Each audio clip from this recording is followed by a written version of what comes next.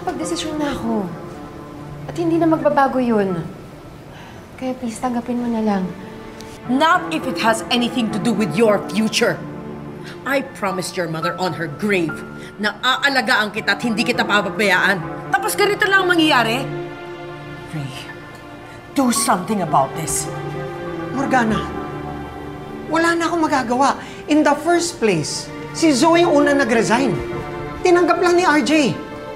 You mean hahayaan niya yung anak na pinalaki niya? Alam naman niya siguro pwede mangyari kay Zoe. Ay, ang problema kasi, galit ang pinapaandar niya eh. Morgana, you can't blame RJ. Nalokot, nasaktan siya.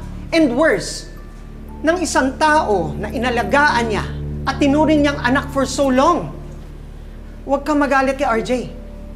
Magalit ka sa kapatid mo. Dahil niloko niya hindi lang si RJ, kundi buong Apex. Dapat labas ang mga personal na bagay dito. Ray, iilan na lang ang neurosurgeon sa bansa natin. Babawasan mo pa ba? Miss Morgana, sa Apex lang naman mawawala si Zoe. She is a doctor. She is a neurosurgeon. At hindi matatanggal yun sa kanya. Tita, tama si Doktora Menor. Pwede pa rin naman akong maging neurosurgeon eh. Hindi lang sa ospital na to. At tulad nga ng sabi ni Doc Ray, kung may isang taong sisisihin dito, si Mommy yun.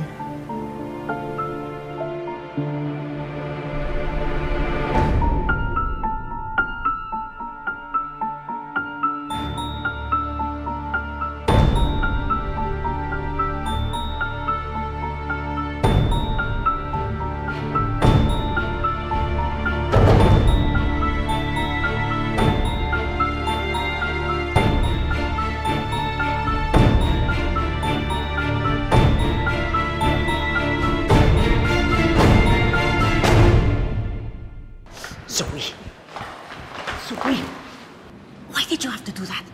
Why did you have to resign? Wala, Dad already disowned me. Hindi na ako patatawarin. Wala, I'm done. I'm so done. So ano pang silbi ko dito sa Apex? Ayoko naman pagpalitan yung sarili ko pa sa buhay nila eh. You should have done something else. Ano? Susuko ka na lang? Eh kung sinasagot mo ba ng mga tawag ko, sana napagsabihan kita kung ano yung dapat mong gawin. Anong gagawin ko? Magpaawa? Ginawa ko na yun! Ginawa ko na yun! Wala namang nangyari! Tsaka ayoko na magpaawa! Ayoko na magpaawa! Ayoko na magpa-victim! Kasi hindi naman tama yun! I have to face my consequences. I have to face my actions. Kahit na wala na ako sa buhay niya, kung ayaw niya akong maging anak. Hindi mo ba man lang naisip ang Apex? Wala na akong pakialam sa Apex. Ito na naman ba? I'm a doctor. Nag-aral ako, so I don't care kaya ko mabuhay kahit hindi ako tanyag. No. Apex is ours. It should be ours. It is my family's legacy. It is your birthright. Ibabalik ko sa iyo ang Apex. Pinapangako ko yun. Babalik ka dito sa Apex, Zoe.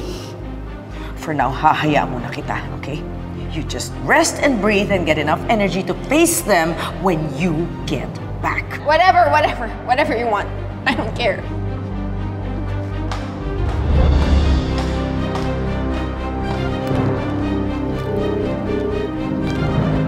Hello? Nagawa mo na ba yung pinapaasikaso ko sa'yo?